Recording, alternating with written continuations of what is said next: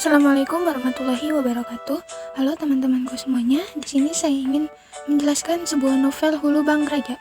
Sebuah novel yang pertama kali diterbitkan Balai Pustaka pada tahun 1934, yaitu novel berjudul Hulu Balang Raja. Kejadian di pesisir Minangkabau tahun 1662 sampai 667. Novel ini berkisah tentang konflik antara raja-raja yang terjadi di pesisir pantai Minangkabau pada abad 17 yang juga melibatkan Kompeni Belanda dan Aceh.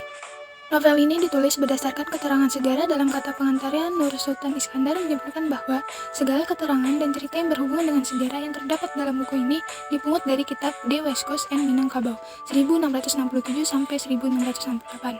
Di sini saya ingin menceritakan yang mana awal mulanya bisa terjadi peperangan ini adalah ketika raja di Hulu yang merasa putrinya Ambon Suri saatnya untuk dicarikan suami. Untuk itu, dia mengundang para bangsawan di daerah sekitar kota Hulu atau di daerah lainnya untuk mengadakan keuntungan memperebutkan putrinya itu.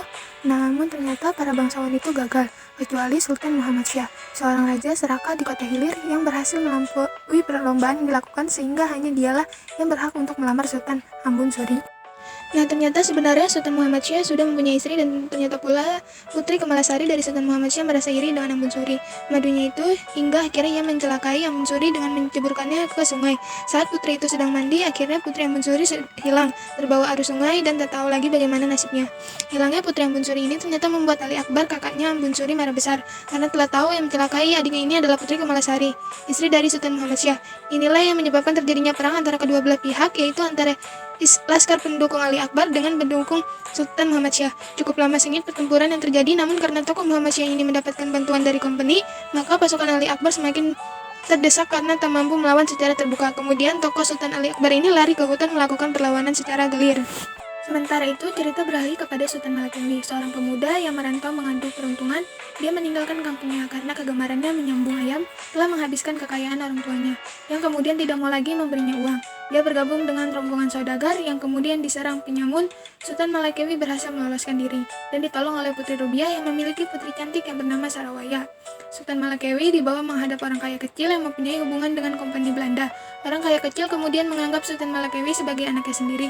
Apalagi kemudian dia mengetahui Sultan Malakembi sering menumpas orang-orang Pahu yang sering melakukan penyerangan terhadap Padang, pusat kekuasaan kompeni di pesisir Minangkabau. Sultan Malakembi kemudian berkelompok dengan kompeni. Pada saat itu, kompeni tidak hanya bermusuhan dengan raja-raja setempat, tetapi juga dengan Aceh yang masih berkuasa di daerah utara pesisir Minangkabau.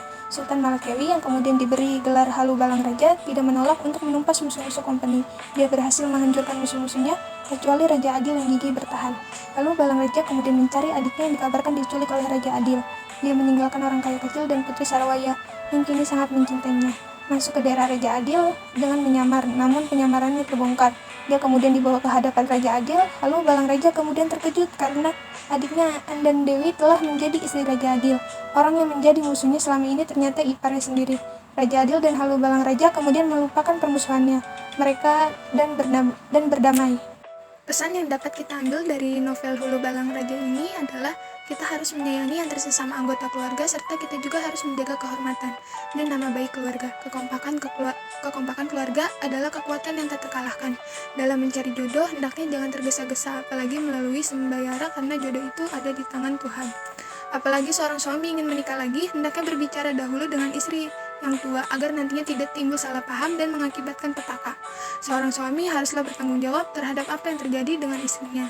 Jangan sampai kecintaan kita terhadap seseorang menimbulkan rasa cemburu yang berlebihan. Itu hanya akan merugikan diri sendiri, bahkan orang lain. Kita harus berani dan ikhlas dalam memerangi segala bentuk kebatilan dan kejahatan. Jangan sampai menghalalkan segala cara, apalagi mengkhianati bangsa sendiri hanya demi kepentingan pribadi. Tidak semua orang jahat selamanya akan menjadi jahat. Saling memaafkan akan menghapuskan segala dendam dan permusuhan. Terima kasih, segitu saja yang bisa saya sampaikan. Kurang lebihnya mohon maaf. Wabillahi taufiq wal hidayah. Wassalamualaikum warahmatullahi wabarakatuh.